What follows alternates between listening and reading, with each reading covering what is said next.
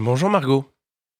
Il y a 10 jours a été publié chez Robert Laffont l'histoire politique de l'antisémitisme en France de 1967 à nos jours, un ouvrage collectif de 370 pages dans lequel historiens, journalistes et philosophes dressent un panorama de la haine anti-juive en France au sein des mouvements politiques depuis 1967. Une date qui marque à mains égards un tournant en matière d'antisémitisme politique. 1967, c'est l'année de la guerre des 6 jours, qui s'achève par la victoire éclatante d'Israël et la conquête de la Cisjordanie, de Gaza, du Sinaï et de la partie orientale de Jérusalem. 1967 transforme la place de l'État d'Israël dans les relations internationales et son image dans l'opinion publique mondiale, comme l'atteste la remarque perfide qui échappe au général de Gaulle lors de la conférence de presse du 27 novembre au sujet des Juifs, peuple d'élite, sûr de lui-même et dominateur. 1967 marque l'émergence à la fois du mouvement national palestinien, qui illustre la création de l'Organisation de libération de la Palestine, et de l'antisionisme, qu'encourage l'URSS, et qui dissimule sous l'apparence d'un mouvement d'émancipation anticolonialiste une réalité de violence, de terrorisme et d'antisémitisme par son refus de reconnaître aux Juifs leur droit à disposer d'eux-mêmes comme nation. Dans la première partie sur le Rassemblement national, Valérie Gounet, historienne spécialiste du négationnisme, rappelle l'idéologie antisémite et antisioniste qui anime le Front national depuis son origine, les multiples déclarations antisémites dont Jean-Marie Le Pen parsème sa carrière, ainsi que les liens troubles que Marine Le Pen conserve avec Alain Soral. Dans la deuxième contribution, Jean-Yves Camus examine la situation singulière de Reconquête, parti d'extrême droite dont le chef Éric Zemmour est juif. Mais un juif qui falsifie l'histoire juive contemporaine en réhabilitant le régime de Pétain dont il minore la responsabilité dans la déportation par les nazis des Juifs de France.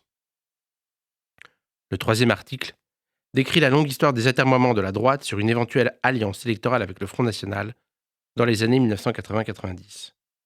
Le quatrième temps, celui du centre droit, rappelle les errances de Raymond Barre, Premier ministre qui distinguait le 3 octobre 1980, juste après l'attentat contre la synagogue de la rue Copernic, entre les Israélites et les Français innocents, comme si les Juifs n'étaient ni Français ni innocents.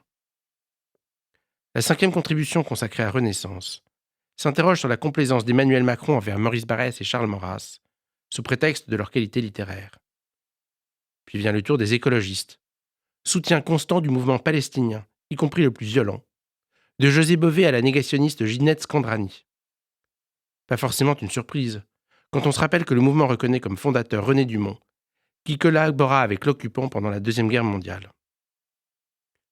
Le septième article analyse les positions ambivalentes du Parti socialiste, dont les antisionistes militants Claude Chesson et Roland Dumas furent ministres des Affaires étrangères. Il rappelle l'instrumentalisation du mouvement antiraciste par François Mitterrand, l'ami de René Bousquet, secrétaire général de la police de Pétain et responsable de la rafle du Veldiv. Dans le huitième papier, Guy Konopnicki rappelle que le Parti communiste, après son soutien sans faille à l'URSS, qui alimenta soigneusement antisionisme et antisémitisme, est à l'origine de la résolution parlementaire de 2023 qualifiant Israël d'État d'apartheid.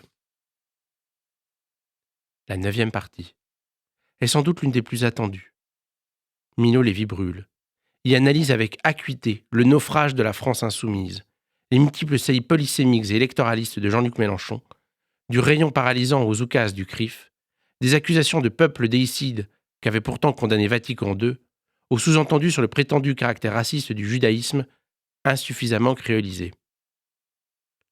Le dixième papier, enfin, pointe les contradictions de l'extrême gauche qui allie un recrutement historiquement élevé de juifs, la plaisanterie sur Henri Weber et Alain Krivine se parlant en yiddish au bureau politique de la Ligue communiste révolutionnaire pour empêcher Daniel Ben Saïd de les comprendre est connu, et un engagement antisioniste et pro-palestinien extrême, y compris en faveur des mouvements terroristes Hezbollah ou Hamas. Le dernier chapitre, consacré au mouvement des Gilets jaunes, relève que l'absence d'organisation centralisée a facilité certaines dérives. Cet ouvrage, à la fois livre d'histoire et chronique de l'actualité, est d'une lecture particulièrement aisée.